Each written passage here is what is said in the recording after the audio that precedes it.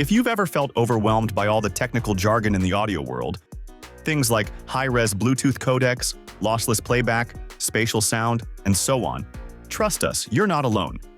These buzzwords are everywhere, and while they sound impressive, they don't always translate to a better listening experience. After spending years testing and reviewing audio gear, we've learned that what really matters often gets buried under all that hype. So in this video, we want to break things down and help you focus on what actually makes a difference, from your music source to the gear you use every day.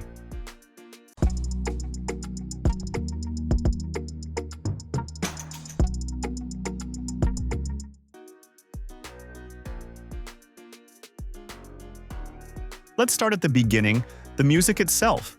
And for most people today, that means streaming. Whether it's Spotify, Apple Music, YouTube Music, or one of the more niche platforms like Tidal or Bose, there's something important to keep in mind. And that is, mastering quality matters more than anything else. A well-mastered track sounds better than a high-resolution one that's poorly mixed. Mastering is where the final adjustments are made to a track. The EQ, dynamics, instrument placement, and that final polish that gives a song its life. You can even hear the difference across platforms. We've had moments where we compared the exact same song on Spotify and YouTube Music, and surprisingly, YouTube Music sounded livelier and more detailed, even through something as basic as a car stereo. That difference wasn't in the file format, it was in the mastering or version used by each service. To put it simply, mastering probably makes up 95% of the sound quality you perceive. The remaining 5%, or even less, comes from bit rates and formats. As long as you're listening to music with a decent bitrate, like 256 or 320 kilobits per second, whether it's MP3, AAC, or OPUS, you're in a good place. Go much lower, especially below 100 kilobits per second, and things start to fall apart. You'll hear compression artifacts and lose clarity.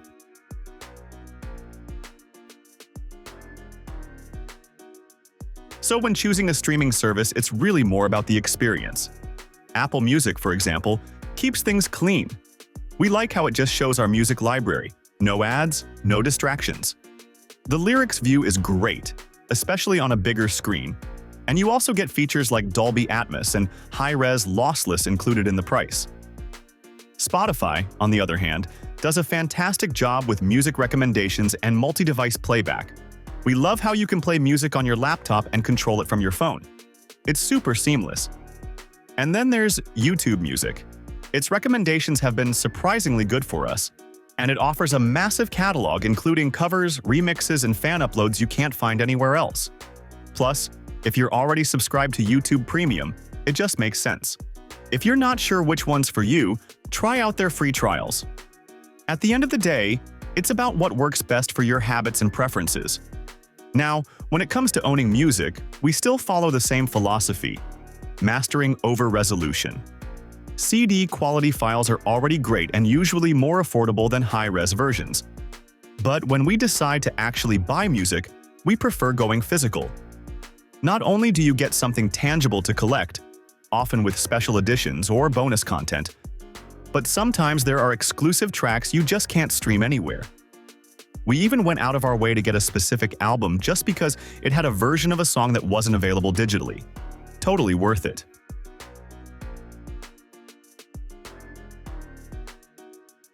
Alright, let's talk about gear.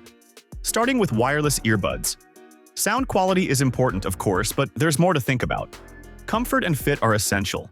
Battery life needs to be reasonable. We wouldn't go for anything less than 4 hours. Depending on your environment, you might need transparency mode or an open-ear design.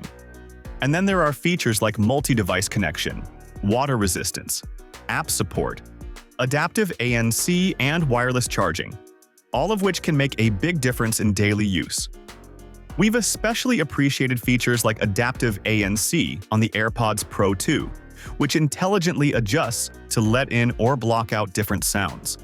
Still, if your main priority is pure sound quality, wired is the way to go. The value you get from wired gear is just unbeatable.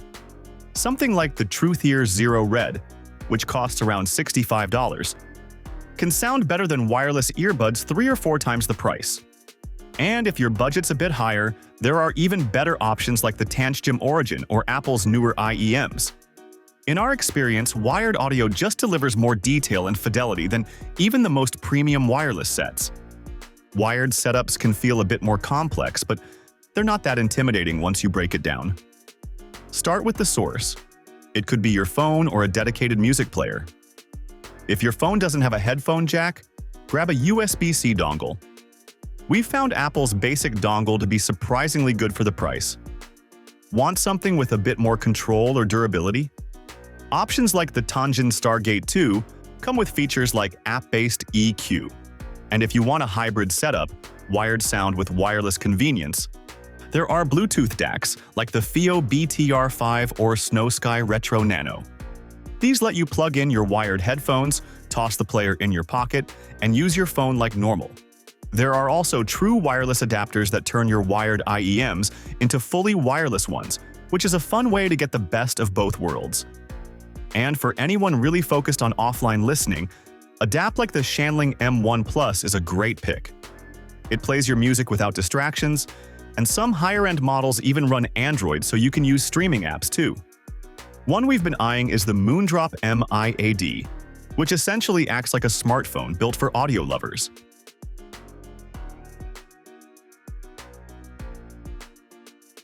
Finally, let's talk about the actual IEMs or headphones. Don't overthink things like driver count, driver type, or even cable material. Whether it's dynamic drivers, balanced armatures, planars, or electrostatics, none of that matters as much as how the gear actually sounds to you. Everyone's ears are different, so the best thing you can do is try things out in person if you can.